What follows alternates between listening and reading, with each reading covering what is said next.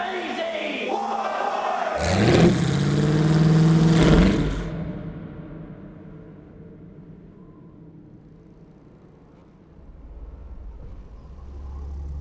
Even though only a decade has passed since we embarked on Fury Road, the tools have changed already quite dramatically. And I'm driven by the curiosity I have about story. Not only how to tell stories, but why we tell stories.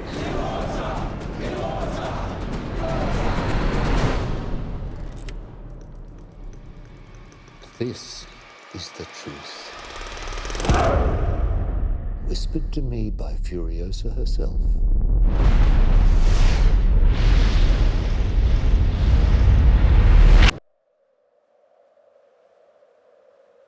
So we'll see everything we might remember from Fury Road up on the horizon. You're going to see war boys praising the immortal Joe just as little tableaus. What was your approach on this film, and why, in some ways, was it so different from Fury Road when Fury Road worked so well in the end? Well, the one thing that you can't do if you're doing a prequel or a sequel is repeat the same tropes that you may have established in the previous film. If it just repeats what we did in Fury Road, then I think it'll be seen as a cynical exercise. Every time you see something repeating what was successful in the past, people become anesthetized to it. It's a very different production. I definitely don't see it as a bigger challenge, maybe because the first experience has dulled my senses. I don't want to go sidetracking on Stories of Fury Road, but that was a massively complicated film, not only to get up, but the actual complexity of shooting in Namibia could have destroyed that film. I remember thinking, wow, we should have shot Furiosa. In Fury Road, all the exposition was picked up on the run. In order to do that, we had to know so much about that world. We had to know where Furiosa came from, what forged her as a person, where did she learn her skills. It was a script that existed before we even shot Fury Road. At one point in time, we had decided to make an anime, a sort of a marketing add-on to Fury Road. We didn't do that. It all fell over, but some great ideas came from it. When I read it, we were still doing Fury Road. The script that we had to do for Fury Road was half storyboards anyway, so it was like, oh, a script, that's quite a novel idea. And it was a classic page turner. It grabbed you from the outset. It's not only about Furiosa, it's about the world from which she came. So everybody was able to benefit from that document. And we thought, hey, if Fury Road can get some traction, then eventually we'll make the story. It's been 9 years since Fury Road, and we've got the film. This is a very different animal, a much different story, and George wishes to tell it in a far different way.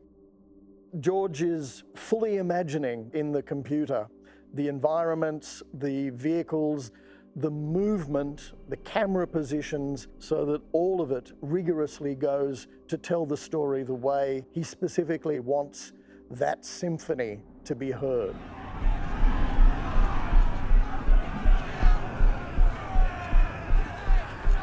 We ended up shooting most of this film in Sydney. I mean, the weather was crap, but nobody was going to pretend we were going back to Namibia. Even the action is different. It's not quick cuts. You know, this is hard for the marketing people because it's not Fury Road 2. It's not George making another 90-minute action film. Of course, there's action sequences. You know, I'm addicted to that. For me, action is the purest use of the film language. But this is a 16-year saga. It's an odyssey. Now, the purpose of Odyssey is not the actual events that happen so much as what happens to her in that attempt to get home. In a world where there's no rule of law or any rules but to survive, what's left of you having gone through all of this? in this tribe that Dementus has gathered, we all have the same purpose. It's survival. You know, we're in such a brutal environment, barren wasteland. We can't afford ourselves many luxuries. This is not the kind of world that we grew up in. When we made the first Mad Max, we realized we're not going to be able to shoot this film on budget if we set it in modern-day Melbourne. So we shot in the back streets and the outskirts of the city. And in order to explain all that, we had the simple caption at the beginning of the story. So it became a dystopian world. It was purely driven out of necessity. And then, to my surprise, it seemed to resonate around the world. In all of my initial conversations with George, there was a couple of key phrases that kept coming up. One was, survival in extremis reveals the true essence of the person. And that was kind of our guiding light on this film. What is the true essence of each of these characters? Because survival in extreme situations will reveal that. You have less food, everything's kind of gone to shit, so that disillusionment is something I hadn't thought about. That's what happens in every bit of life. That's the negotiation of life. When we're auditioning, we have people send in tapes. Who said, I want you to do a speech from the movie Network, and that speech is, I guess you would call it mad as hell. That's very useful. It's a monologue. They're looking at the camera and they're addressing the world out there. The other thing they had to do in that tape was to talk about what their response would be to a world that collapsed very rapidly. So my parents travelled down this way here. He's one of the first of the generation that is going to grow up as a wasteland kid. If you're from the criminal world, when you go into this world, you have a bad advantage. It was really interesting how everyone was able to come up with a plan. I'm here just to help Dementus feel how he's feeling, fill in the gaps of his emotions. It's not really rehearsals, it's a month of discussions. I think if you're a nomadic tribe and you suddenly stop, I said to my parents, I was like, I love working with this man because I feel like I'm at university. I have reasons for my reasons, for my reasons, for my reasons, for my reasons, and I am on it in every single regard. Nico Lathouris, who's the co-screenwriter, and if you're a Mad Max fan, go right back to the first Mad Max film. Nico plays the grease rat who Max roughs up. Nico is George's dramaturg, and he also takes a certain amount of responsibility for holding that space to give the two actors a bit of wiggle room before a take. Working with George, I suppose the thing I've learned most, it's simply listening to other people and being receptive to each and everyone's ideas. Fang got the drop on them, caught the two off their heads and brought their heads to Dementus, and that impressed Dementus. I don't know, just as he said it to his face. When you've had the luxury of a rehearsal prep period like we had on this film with George, we had many, many discussions, months of discussions prior to shooting about who this guy once was, who he is deep down in the quiet places. So each thing that he did, no matter how violent or brutal, in his interpretation came from the right place. It feels to me, if I'm going to try and win over her confidence, to keep her in this space, it feels a little threatening. So it's like, let's get out of here for a second. Behind all of that, there's the ability that George has to get from the actors or the crew the very best that they can offer. George is a really nice guy, and he's always there to help. Quaden was 9. He has achondroplastia, and he was being bullied at school. And his mother, Yarika, filmed him crying and saying that he no longer wanted to be alive because of the oppression he feels at school. And people were outraged because it was so authentic. I gave him a tiny little part in 3,000 Years of Longing, and I realized this kid is really, really good. So when it came time to get one of these kids, a war pup as we call them, I went straight to him. I watched the Fury Road. When I seen it, I was like, wow, that's crazy. It was just a way of saying, forget those darker souls. You've got something really, really effective about you. I'm a Mad Max fanatic. I think you need to know that, okay? My whole life, I've wanted to be in one of these movies. As an Australian male and an Australian actor, this is Valhalla for me.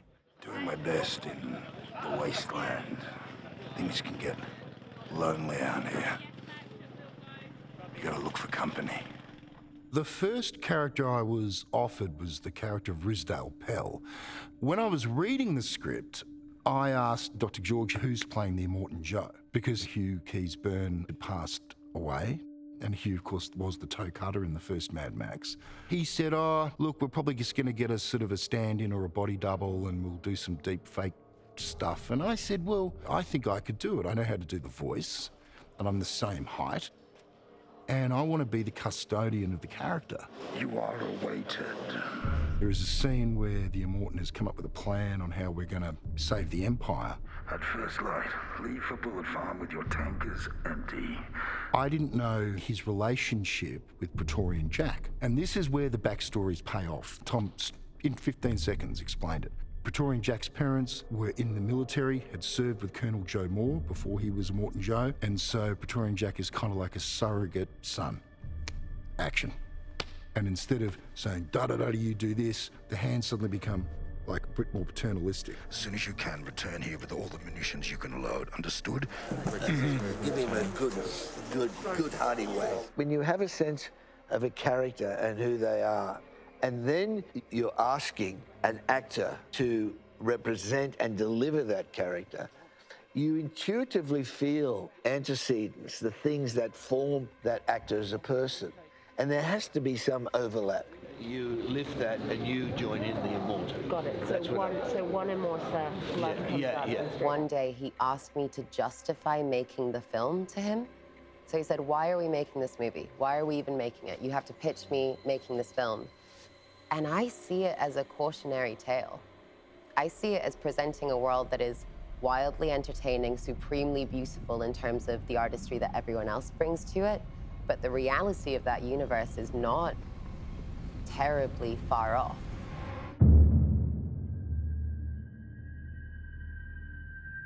We begin with the many skulls, the many deaths, the downfall of civilization and man. Arising from it, the Immortan himself. At the moment, not yet an Immortan, but Colonel Joe Moore. In the crucible of this battle, he becomes more and more important, taking over both armaments and fuel, bowing down to him in the citadel itself, the war boys, the wretched, and those who are left, who all must obey, and after a glorious death in battle, may go to Valhalla and rise up to happiness in the Garden of Eden. In the wasteland, everything must be made from found objects repurposed. There's no manufacture of anything new. That's why there are no electric cars. There's no power grid, and you can't repair computer chips. But you can go back to earlier technology. I remember walking into the watchtower, and there's a mirror made out of old phones. And I just looked at George and I was like, we had to shoot this. This is awesome. He's been building this world over, 45 years. So there is a depth to it and understanding to it that no one else is ever going to have. He's a wasteland entrepreneur. He's always got the next idea. Yeah. It's one of George's main tenets. If something is to survive, it has to have an innate worth. And that worth can be beauty, it can be mechanical wonder, it can just be that pragmatically this is the best way to kill the bastard who wants to kill you. Dementus's Lamat, the late 1850s, 1860s revolver. Beautiful weapon. Dementus being the king of con men, basically this unit. Shut up, please! Thanks, Larry! Dementus always has a trick up his sleeve. Apart from the 9 shots, also had a secondary barrel. Yes, excellent. Armaments are hard to come by in the wasteland. Furiosa's weapon is both knuckle dusters, dagger, and gun. This was known as the Apache. It was used by gangs in Paris for super close contact. It's not very accurate given the size of the barrel, but I think once you've impaled someone with the dagger, you've got a pretty good chance of not missing. So this is just my knife here, which was made out of a bone, which we found in the wasteland. That's one of my weapons.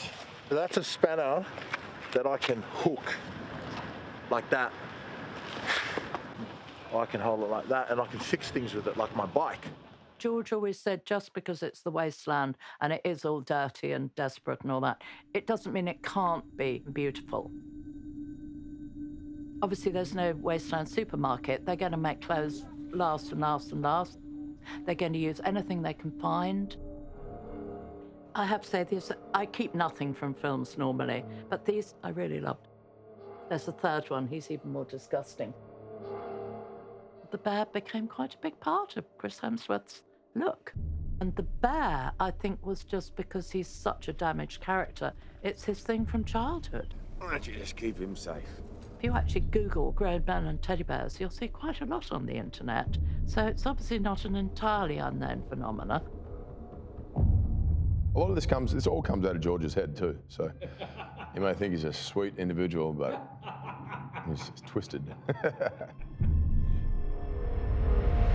To strive, to seek, to find, and not to yield. Every single thing they're wearing is there to keep them alive. It's to do with breathing, because none of them can breathe. It's so toxic. The Immortan Joe's body is rotting. You don't wear that costume, it wears you. All in, it's about 40 kilo. If you come back and watch Fury Road, Hugh is in that full get-up, running. I'm thinking, how could he do it? I was like the Tin Man, you know, I couldn't even sit down without like 8 people helping me, or I'd just tip over and roll down the set. George's other great mantra is keep it simple, which we do until we don't. All over my body, this history is all over my body, all over my clothes. He needed to put it down so that he could remember everything in the past. Because there's nothing, there are no books left, there's nothing left. The text for History Man came about from lots of different sampling and research, and it ended up, Jenny just really liked the scribbles that I was doing, so it's actually my handwriting. This is Scrotus. His tunic is made from fish skins because he has some kind of skin disease, and so this is bandaging to keep him from feeling so itchy. Scrotus's amygdala is supercharged. He is constantly in an aggressive, impulsive state. He's a very angry boy. As you can see, his veins are permanently popping out of his head. Josh has got a very kind of pronounced forehead, and so we've just given him a real heavy brow. We've added some rashes, some blemishes on his face, and all through his body. Yeah, it's pretty gross what we do. It's, but you know, it's fun. Bigger, faster, stronger, further! Well, I think George was like his brother, a GP, before he came into the film world. So he's very precise about things like wounds and different ailments people have and deformities. He will tell us about diseases or things that we didn't know about, and then we can look them up. Cutis, verticus, Sciarata. This is a Praetorian Jack dummy, but he's a lot more rusty coloured than he is normally, isn't he? Yeah, look, this is after he's been dragged along the desert earth. You can see he's quite dusty still. These are some of the different arms that we created for Furiosa. That's what's left hanging, isn't it? Yeah, so that's what's left once she's chopped her own hand with a bit of steel. Is the arm okay, George? It looks fantastic. Anya's didn't make up a lot, and so we opted to do all this as a sock. So her arm comes out here, and we put a green stocking on that. Look how creepy that is. The loss of the arm and the building of the mechanical arm, for me personally, it was something that was really helped by both George and lovely Chris, who made my arm and who is my arm accompanier. This is Anya's claw, so we've managed to reproduce it pretty much exactly to Fury Road. It's kind of as close to the original as possible. This wondrous piece of machinery was developed for the Chief High Blackfinger, the head mechanic of the cathedral, who, as his own body fell apart, has engineered extensions later used and utilised by Furiosa to build her prosthetic arm. We had to kind of reverse engineer the path of this arm. You can see the core elements where the arm came from, and then she makes it into a thing of war and beauty. Sit down. No, that kind of freaks me out. In Furiosa, we flesh out the story of the wasteland. So places that were only mentioned in Fury Road, these we get to glimpse and visit. Today we're heading to Gastown! In Fury Road, there's reference to Gastown and Bullet Farm, and we never go there. So it's great to actually realise those places. Gastown, we envisage sort of like those shots of Saddam Hussein pulling out of Kuwait and setting fire to the derricks. The desert, the dust and the sand itself are all stained with sulphur and black.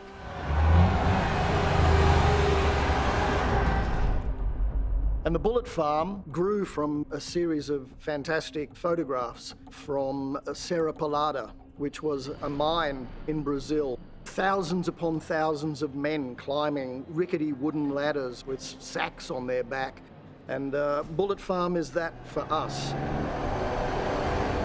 For me, all visual effects is about finding really good reference from the real world. But yeah, that's always been my kind of reference for that. I have a database of, I think, 200,000 images from Africa, from Fury Road. It's a fantastic resource to have, to know that the places that we filmed Fury Road and the environments that we used to augment them, I still have all of the material to add to this one to make it look like that one. They need to follow that carefully. Tell me about your approach to the green place. Oh, I'd rather not. We're sort of reduced by schedule and weather to doing a version of it as a base for CG development. Colin is a wonderful larrikin and like the mischievous sibling. Among his many skills, his first instinct is to make something as real as possible. He's CG adverse in a way. And I think that's one of the great things about Fury Road and Furiosa. Where we start is very grounded.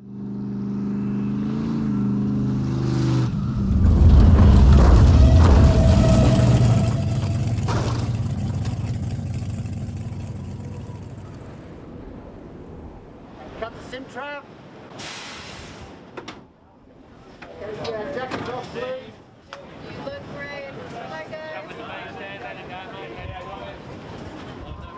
Rolling. Set. And action.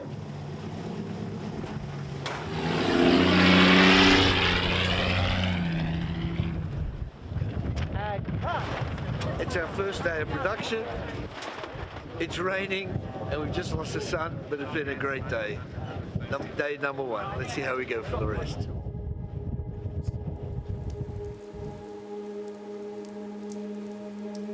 This is actually, I was talking about it with George before, 41 years ago we were out here literally in the same locations doing Road Warrior.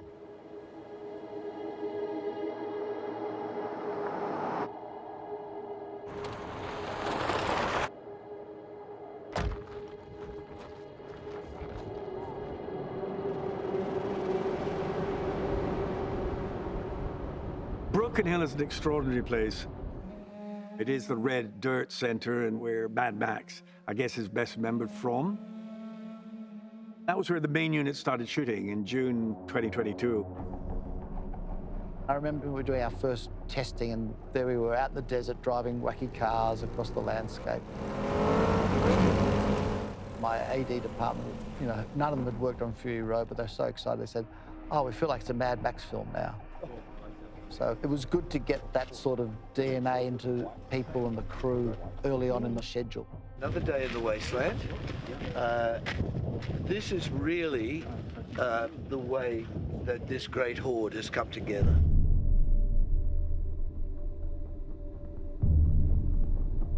It was 41 years ago since we were here. Yeah, obviously you're nostalgic, lots of memories. We happen to be here in the winter.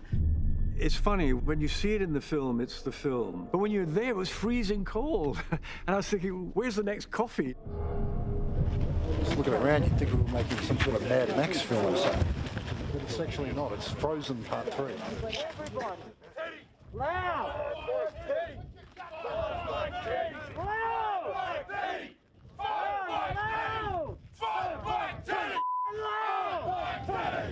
This is the most bizarre world. Five Bike Teddy was, I think, the first thing we shot. Ladies and gentlemen, start your engines.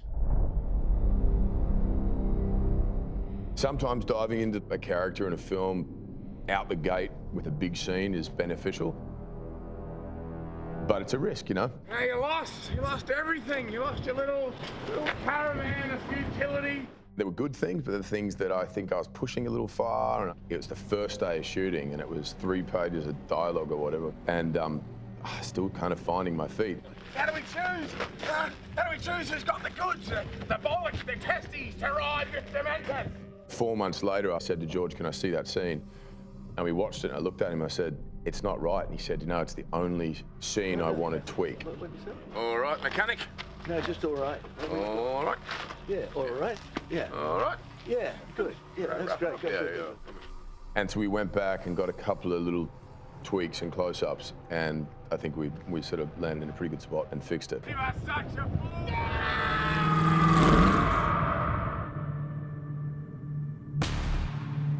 Everything in making a film is ultimately an attempt to manage money or the investment that, in this case, the studios are putting in so that it becomes a profitable business. When you're doing a film of this size, you've got 2 units rolling on several locations, communicating through a satellite system. You have a massive crew, 1,000 people behind the scenes and however many you got on set. You got to feed them and sanitation. You're in a desert.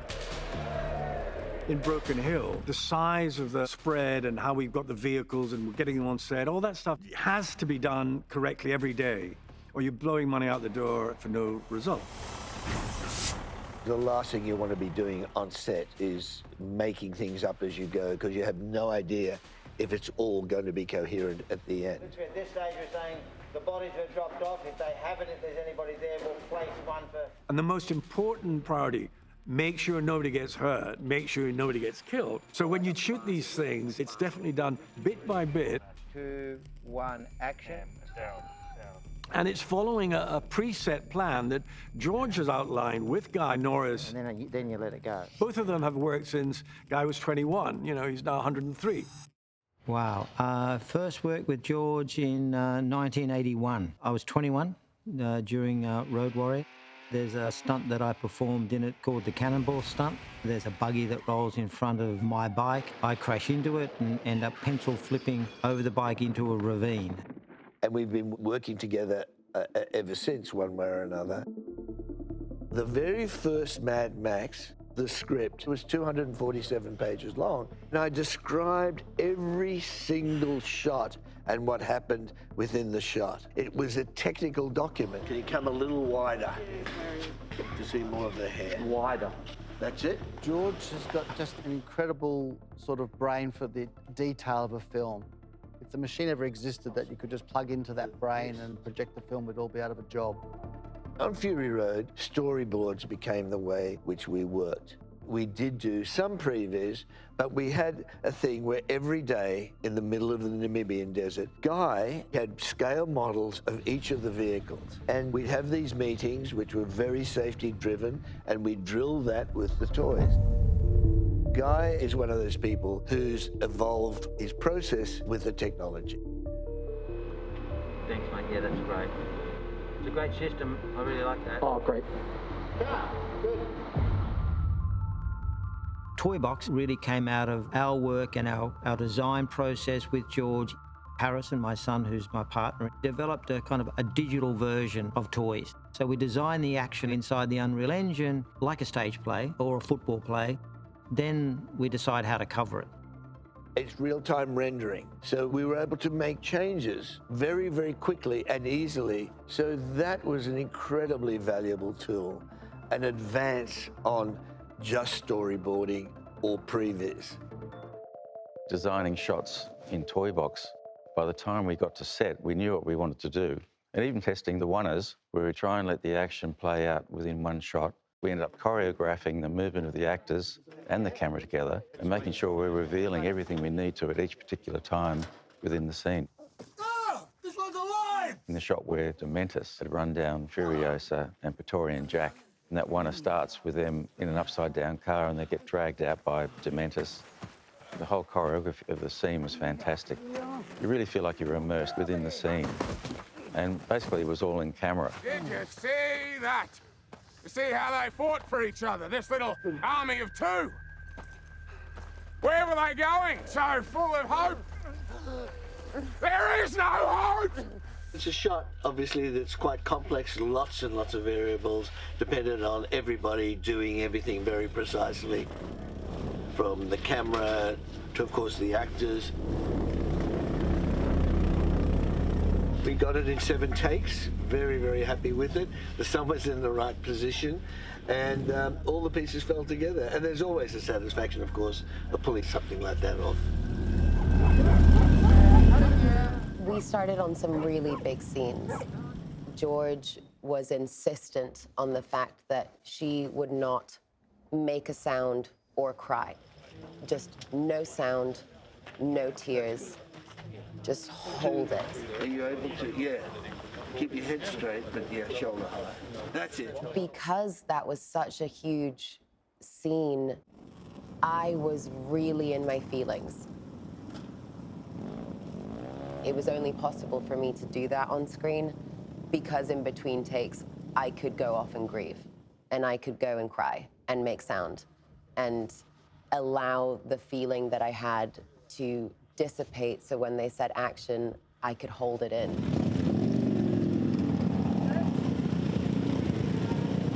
One of the things that was really important to me was I didn't want to look at Dementus in that moment because I didn't want we didn't want to give him the satisfaction of her attention. Her attention only existed for Praetorian Jack, and she was going to give him the dignity of her regard. There was, you know, a moment on top of the monster truck after Praetorian Jack had been killed. You know, they've been dragging the body around for hours and hours, and in the script, Dementus was like bored and he wants to go home. And something in that moment, you know, the sun was setting. It was quite a beautiful evening out in Broken Hill. There was a nostalgia to the moment and a kind of a sadness that I said to George, oh, I think he's like, on some level, is realizing that this isn't fulfilling, this isn't bringing what he hoped would bring him. It's a residual kind of thing here that is just, something's not right about this. There's like an addiction to violence because it's stimulating and it's a shot of adrenaline and exciting for a minute. And then after a while, he's become acclimatized to that feeling and he's no longer getting high anymore. And there's a stillness and a quietness to the moment, which I thought was quite tragic for the character at that point. And that always has stuck in my mind. Action sequences have to be about character.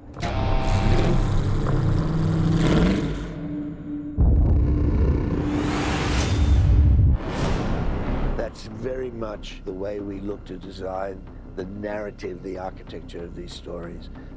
That's what I think we see between Praetorian Jack and Furiosa. Well, the bullet farm sequence is really nearly at the end of the film. You're in quite a large space. It's like a small city.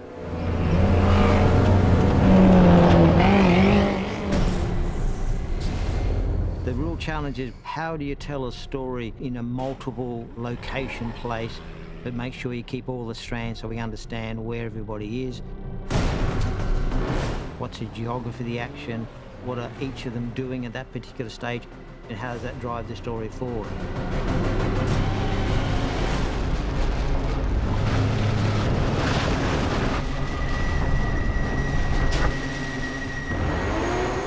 Our approach has always been exactly the same, where the action comes out of the characters and the story.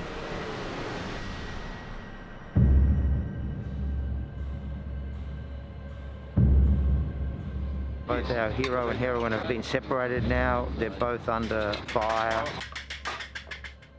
And so Praetorian Jack, to help Furiosa, he reverses the vehicle, picks up this El Rancho vehicle and slams it back into the portcullis, killing the rest of the guys to basically protect her. They've made an agreement, and she knows if he fires the flare gun, that's what that means. It's a very quick decision he makes. He can only make it quickly. Yeah, I want to really hold the moment of Dementus and Furiosa looking at each other. Yeah. As the truck pulls in, I'm already looking that way. Oh, yeah. He's prepared to give up his self-interest, possibly die, for her to fulfill the promise to the mother. And she makes that mistake, or what appears to be a mistake, for a second time, cannot help come back for him. And they both know at that moment that it's not just words, it's by actions that there is a positive regard for each other. That's the purpose of that action sequence. We'll do it. Okay. We're definitely going to do it. It's a really good idea. So I think it's kind of your job to always be aware of where you are in the story. So whilst it can feel a bit busy at times, you then get to see it all cut together and you understand that. I did two things that really, really helped me. One, I would rewatch action sequences in Fury Road because that gives you an understanding of how it's edited together. And I also started watching dailies because it helped me understand the world more. And that allowed me to be incredibly vulnerable within it. You know, if she's going to drive off now, leaving a dead body with a bullet hole through the back of his head, then we say, oh, gee, that doesn't make me feel a lot.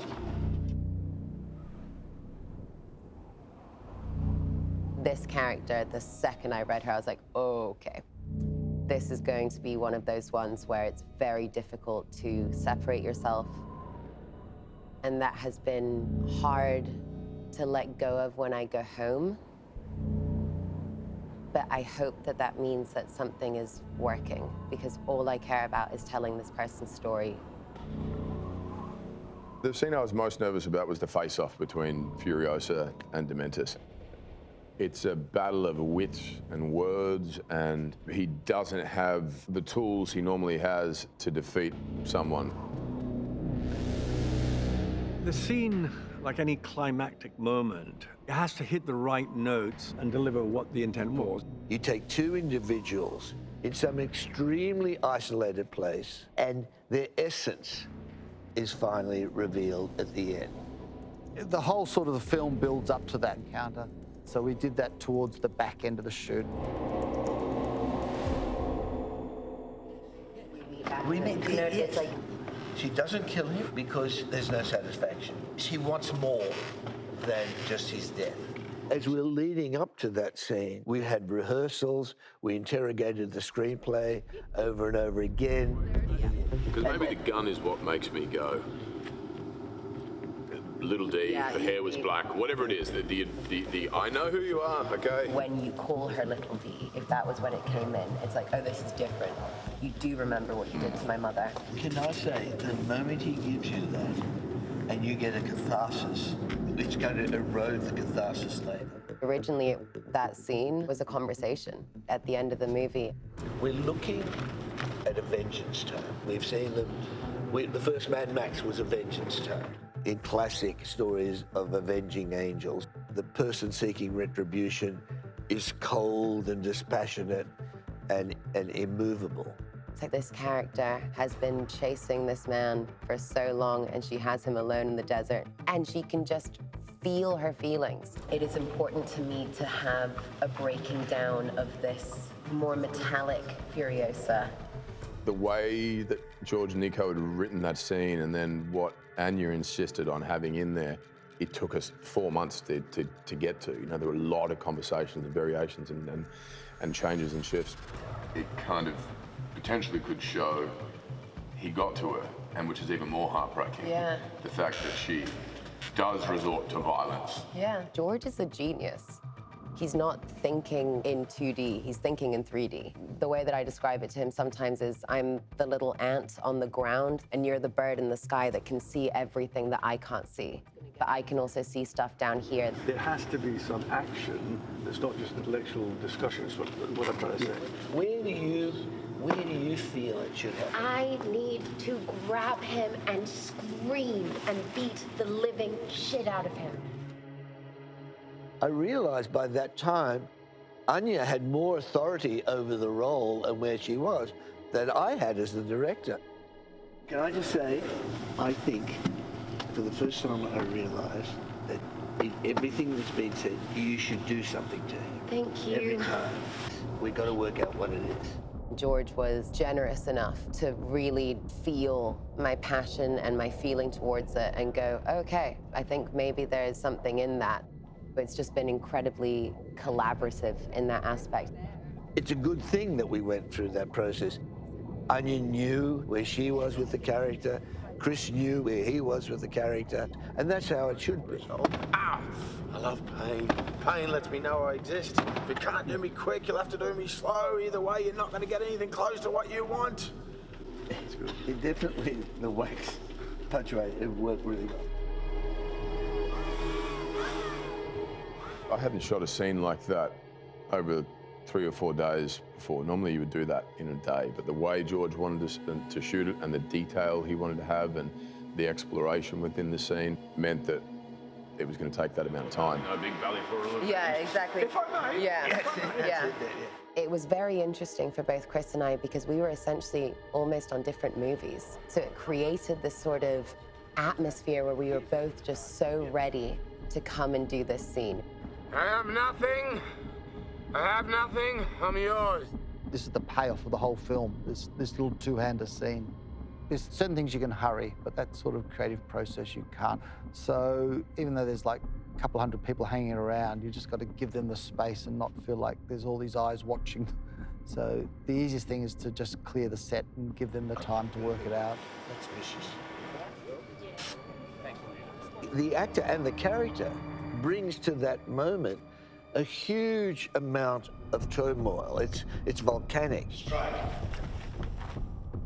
I had been holding so much in for such a long time. And again? George, very much at the beginning, was like, just go. My childhood, my mother, I want them back. Of course you do. I want them back! That's exactly how I felt. George and Chris were so wonderful about that because I was kind of ready to go. Sorry. Once we did it a couple of times, then, you know, we went in and tweaked. By the time it came to shoot, you've built up your instincts so much that you're no longer thinking about how to react in that space. It's just what's in your gut. You idiot! You can never balance the scales of their suffering. There was a burning sort of rage within Furiosa that Anya felt so strongly about, which really dictated then Dementus's reaction. What you want here are my cries of anguish, anguish without end. The scene changed for the better because both of them were able to harness that. That cold, avenging angel, that wasn't her. That is not even the character, which we get to understand as the story continues into Fury Road.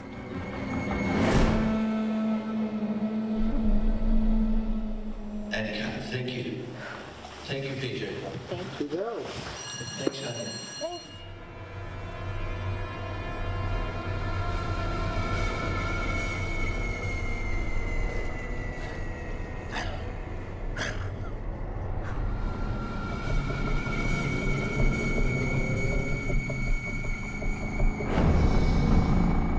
Anya's performance, especially towards the end of the movie, and that hate, that pure desire to take down Dementus is so strong. And it really inspired me. And the way that Anya plays that whole development all the way up to the end tells you, as a composer, what journey you have to make that a good narrative.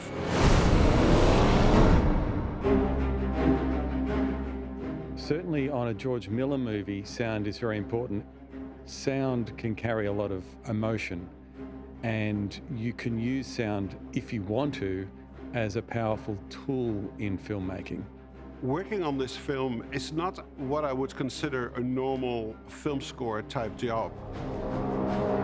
Normally in the mix, at least traditionally, there's always a battle between the composer and the sound design people and say, oh, we can't hear the effects, or we can't hear the score. Rob McKenzie, the sound designer, and Tom both got involved with each other early.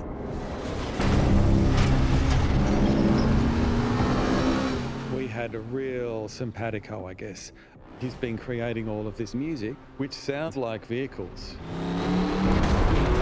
I don't think the audience will be able to even tell what's sound and what's music. We're both so focused on sound and what sound does and the way that music and sound design interact. We really feel like we're a tandem that are not fighting each other, but complementing each other. The sharpness of the impact, great, Yeah. if you can get more boof into it. Sure. Yeah, rumble the whole theatre. Yeah. George is very specific. It's in the specificity of the direction that we find the overall feeling of the soundtrack. My first big note is the bees. It'd be great if the bees were very present. Yeah. So one of the rules for the wasteland is it must be a found object and then able to be repurposed as well. We have a real sound, but we also repurpose that to be an emotive sound. This one's for me. The film opens with Furiosa in a peach tree surrounded by bees. I'll get that one for you. I've taken those bees and affected them and sort of twisted the bees so they take on Furiosa's feelings. Stay very still. And that sound then becomes a motif throughout the film as her character develops. Make it a bee documentary. Yeah. Now, we have a problem. The music kind of emerges out of the sound design. We're unaware of when it begins, I think. Everything that happens to Furiosa is seen through her eyes, like even the other characters in the movie.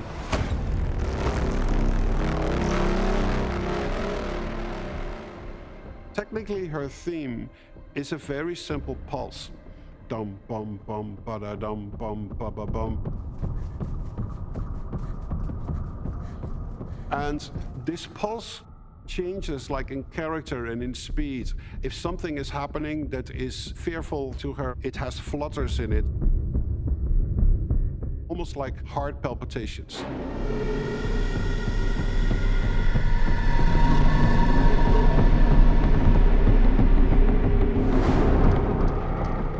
When we're in certain action moments, the pulses speed up and they get faster with like erratic rhythms to underscore the unpredictability, what might happen.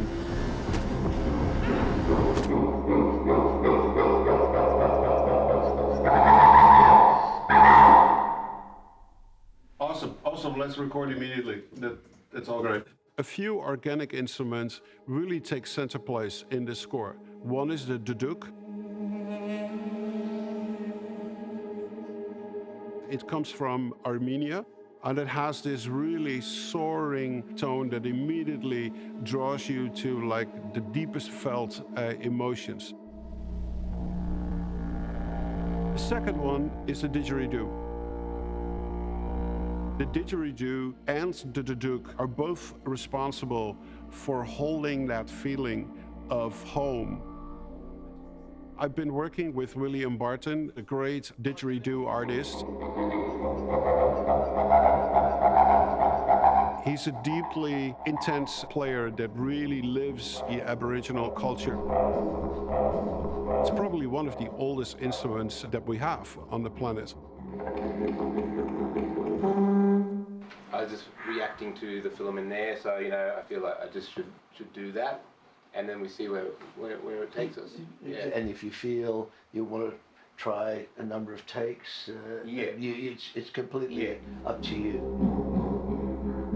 As the movie progresses and it becomes less and less likely she will ever be able to go back, that duduk and didgeridoo becomes more faint until at a certain point we can't hear it anymore. And the only thing that's left is pure hate to take the Dementors out.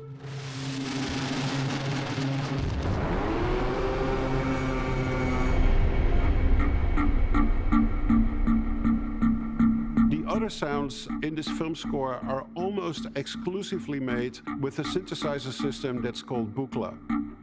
This thing has such a unique way of creating the most bizarre pulses, rhythms, soundscapes, whatever you want. With this system, I was able to create very, very aggressive sounds for her that at that point become prominent in the score.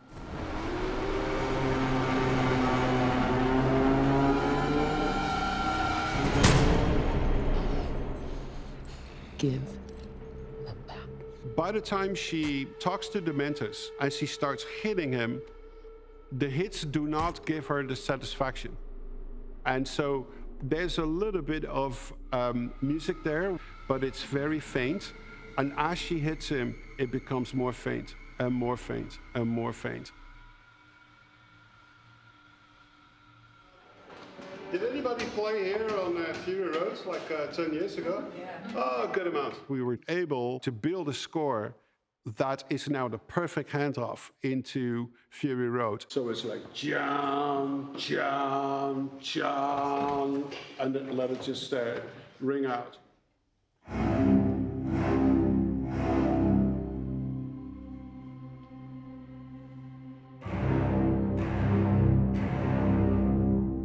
Music is the internal narrator of the story. We're always in stories going from the specific of the character to the larger universal themes. And that's, I think, what music does best.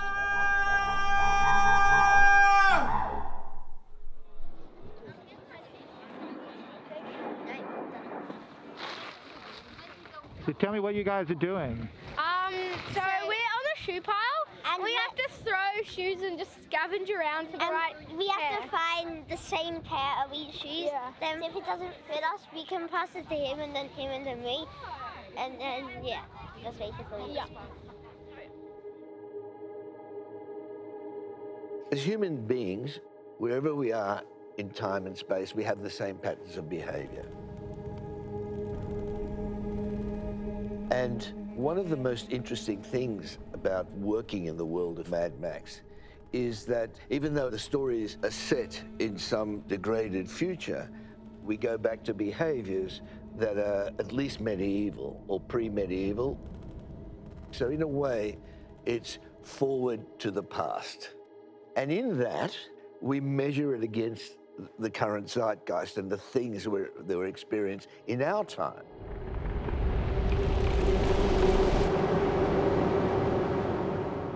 I really remember seeing Fury Road, and one of the thoughts that I had when I left that cinema was, that is my idea of hell.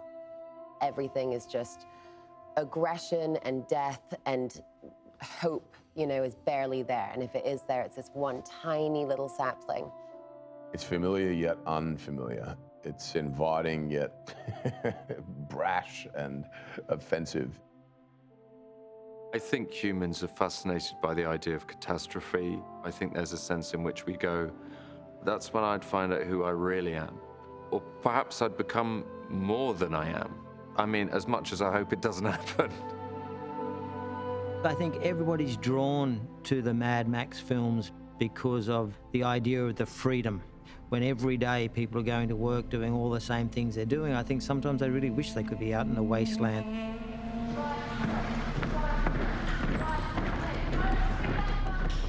That's the thing that has always really struck me as a Mad Max fan, is what happens to us when this structure that we built falls down and we're back in the jungle. Who do we become? Is it because the laws are instilled that we follow them, or is there something intrinsic in us? What is our true nature?